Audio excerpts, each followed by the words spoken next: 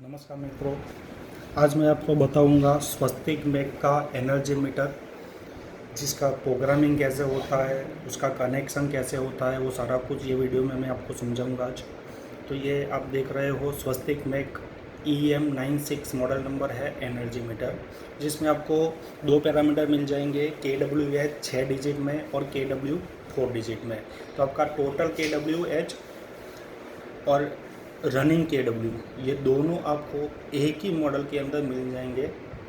तो अभी इसके अंदर कैसे आपको प्रोग्रामिंग करना है वो सारा कुछ मैं आपको समझाऊंगा। सबसे पहले मैं आपको समझाऊंगा उसका कनेक्शन डायग्राम, कैसे कनेक्शन रहते हैं उसके।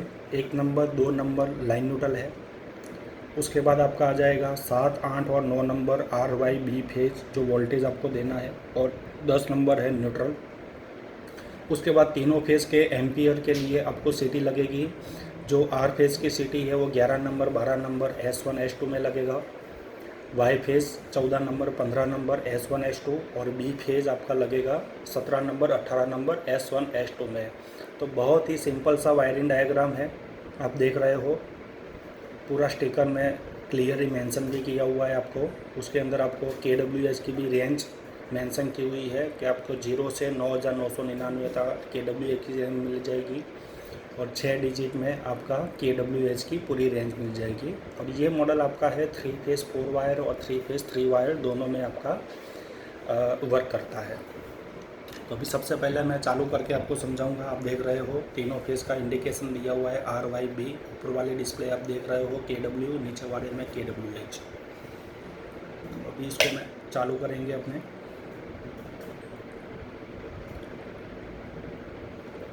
ये अभी पूरा प्रॉपर ऑन हो गया है।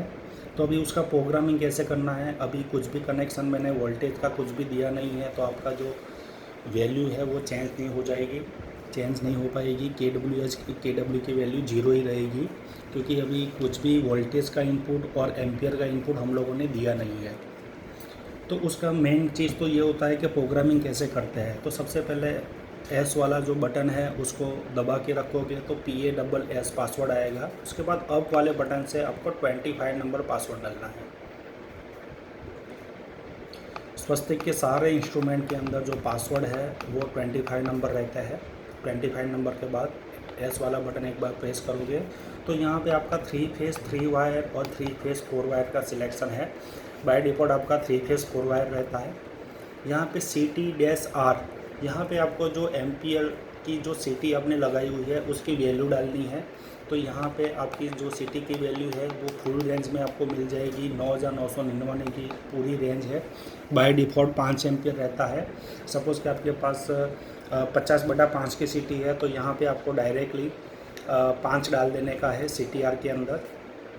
एक बार फिर से आपको वापस पासवर्ड डाल के मैं आपको दिखाता हूँ कि उसकी वैल्यू कैसे चेंज होती है।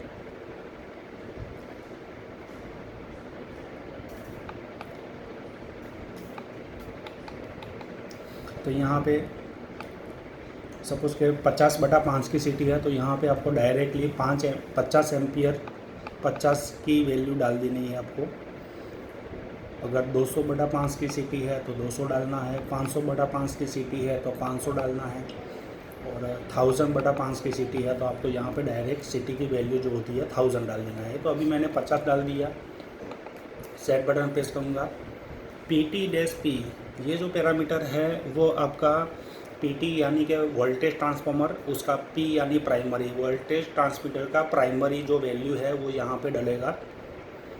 जनरली अगर नॉर्मल पावर से आप यूज़ कर रहे हो, नॉर्मल पावर की लाइन आपकी आ रही है, तो यहाँ पे कोई वैल्यू चेंज करनी नहीं होती है।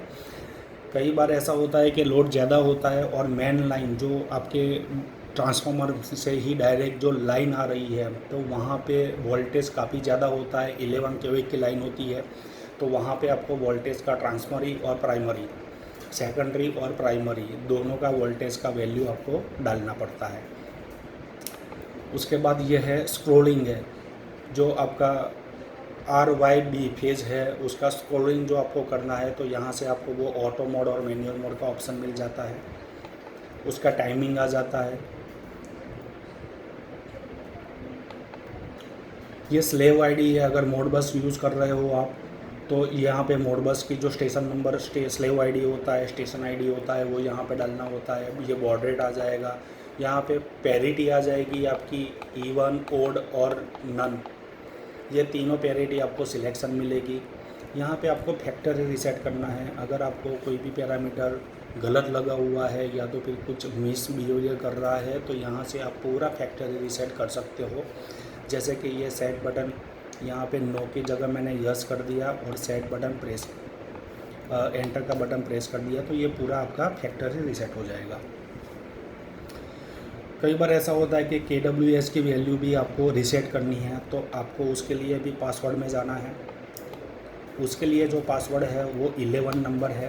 तो 11 नंबर पासवर्ड के अंदर आपको KWH आपको अगर रीसेट करना है, तो यहाँ पे आपका आ जाएगा रीसेट KWH। यहाँ पे मैंने यस कर दिया और यहाँ पे फिर मैंने सेट का बटन प्रेस कर दिया, तो आपका KWH है वो पूरा रीसेट हो जाएगा।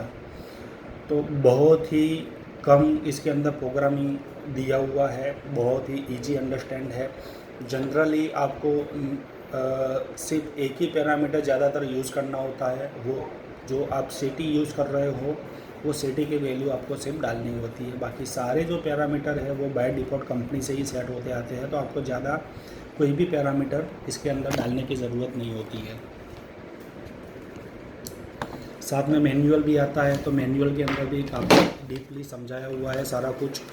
ये आप देख रहे हो मैनुअल है, ये EM96 जो मॉडल नंबर है वो मैनुअल है।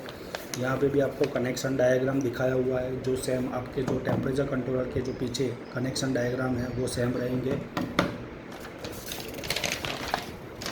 प्रोग्रामिंग कैसे करना है तो वो भी आपको बहुत ही सिंपल आपको डिस्प्ले किया हुआ है मैनुअल के अंदर भी। जैसे कि पासवर्ड में यहाँ पे दिया हुआ है रीसेट KWH लिखा हुआ है, तो उसके लिए 11 नंबर का पासवर्ड है। ये आप देख रहे हो 11 नंबर पासवर्ड है यहाँ पे। उसके बाद आपको यस करना है वहाँ पे, तो आपका KWH रीसेट हो जाएगा। उसके बाद 25 नंबर पासवर्ड के अंदर आपका ये सारे पैरामीटर जो है वो एक बाय एक आते रहेंगे और आपको ये वैल्यू सेट करनी है। डिस्प्ले में कुछ दिखाया हुआ है कि आपको क्या क्या डिस्प्ले मिलेगी, तो यहाँ पे आपको मिल जाएगा। जैसे कि आप देख रहे हो अभी वाई फेज और बी फेज में इंडिकेशन दिया हुआ है, तो यहाँ पे वो आर फेज KWH दिखाएगा। यानी कि आर फेज का अभी KW आ रहा है। नीचे वाली जो डिस्प्ले है वो KW है, वो कौन से फेज की है वो आपको दिखाता रहेगा। जो ऑटो मोड सिलेक्ट किया था तो उसका मीनिंग यही है कि आर फेज के KW, उसके बाद वाई फेज के KW, उसके बाद बी फेज के KW, और उसके बाद तीनों का जो एवरेज होता है वो एवरेज भी आपको टोटल KW भी आपको दिखाता रहेगा। तो ये रोटेशन सिस्टम में चलता रहता है। ये कनेक्शन का दिया हुआ है, ठीक है। तो मैनुअल में भी बहुत अच्छी तरह से समझाया हुआ है कैसे क्या प्रोग्रामिंग करनी है, कैसे वायरिंग करनी है, वो सारा कुछ मैनुअल में भी समझाया हुआ है, ठीक है। ये वीडियो देखने के बाद आप सबको बहुत इजी हो जाएगा ये मॉडल यूज़ करने का, उसका प्रोग्रामिंग करने का। धन्यवाद।